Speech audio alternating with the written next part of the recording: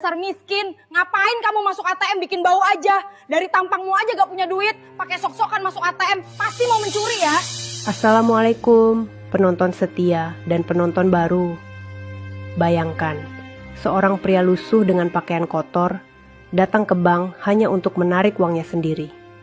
Namun bukan disambut baik, ia justru ditahan satpam dan dimarahi manajer bank di depan banyak orang. Kata-kata kasar keluar, menyebutnya miskin, pengganggu, dan tak pantas berada di sana. Semua mata menatap penuh hinaan. Hati siapa yang tak sakit? Tapi 30 menit kemudian, suasana bank itu mendadak terbalik. Ternyata, sahabat semuanya, sebelum kita mulai cerita ini, like dan share dulu cerita ini, tuliskan juga di kolom komentar. Dari daerah mana kalian menonton? Semoga yang mau komentar dan kenalan di kolom komen, dimudahkan segala urusannya, dilapangkan rezekinya, disehatkan badannya, dan dikabulkan semua hajat dunia akhirat oleh Allah Subhanahu wa Ta'ala. Sekarang mari kita mulai ceritanya. Siang itu udara panas, jalanan padat, dan seorang pria sederhana bernama Raka melangkah masuk ke bank swasta. Penampilannya apa adanya, kaos oblong lusuh, celana jeans pudar, sandal jepit, dan tangan yang masih kotor bekas oli bengkel. Ia hanya ingin menarik uang untuk kebutuhan keluarga. Di ruang ATM, antrean sudah mengular. Raka berdiri sabar di barisan belakang sambil menggenggam kartu debitnya. Saat antrean berjalan, tiba-tiba pintu ruang ATM terbuka. Masuklah seorang wanita berjas rapi. Wajahnya tegas, rambut disanggul rapi, sepatu hak tinggi berkilau. Dialah Maya, manajer bank tersebut. Ia langsung melirik Raka dari ujung kaki sampai kepala dengan tatapan merendahkan. Mas, ATM ini bukan untuk orang yang cuma coba-coba. Kalau tidak punya saldo, jangan bikin antrean panjang. Lihat penampilanmu, apa pantas antre di sini? Ucapnya lantang.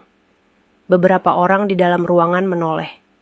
Ada yang tersenyum sinis, ada yang iba melihat Raka dipermalukan begitu saja. Raka hanya menarik napas panjang. Ia tahu ucapannya menyakitkan, tapi ia memilih diam. Namun Maya belum selesai. Dan lihat tanganmu itu, kotor penuh oli. Ini bang, bukan bengkel. Tolong jangan mencemari tempat kami dengan penampilan seperti itu. Suasana jadi tegang. Raka merasakan dadanya sesak, namun ia tetap berdiri tenang menunggu gilirannya. Ketika gilirannya tiba, Raka maju ke mesin ATM. Jemarinya menekan tombol, layar menampilkan saldo yang mengejutkan, 875 juta rupiah. Beberapa nasabah yang berdiri di belakang tanpa sengaja melihat angka itu. Suara bisik-bisik langsung terdengar. Tak lama kemudian, mesin mengeluarkan uang puluhan juta rupiah sekaligus. Raka mengambilnya dengan tenang dan memasukkannya ke tas kecilnya. Tiba-tiba seorang staf bank berlari kecil mendekatinya. Selamat siang, Pak Raka. Maaf, kami sebenarnya sudah menyiapkan ruang VIP. Direktur kami ingin berbicara langsung dengan Bapak mengenai penawaran investasi. Maya, sang manajer, sontak terdiam.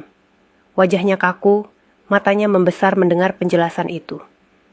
Nasabah prioritas, gumam Maya, hampir tak percaya. Staf bank mengangguk sopan. Ya, benar. Bengkel milik Pak Raka baru saja menerima pembayaran proyek besar dari perusahaan otomotif Jepang. Seluruh dananya masuk ke rekening di bank kita. Beliau salah satu nasabah terpenting kita. Tubuh Maya terasa lemas. Kata-katanya yang penuh hinaan tadi seakan berbalik menampar dirinya.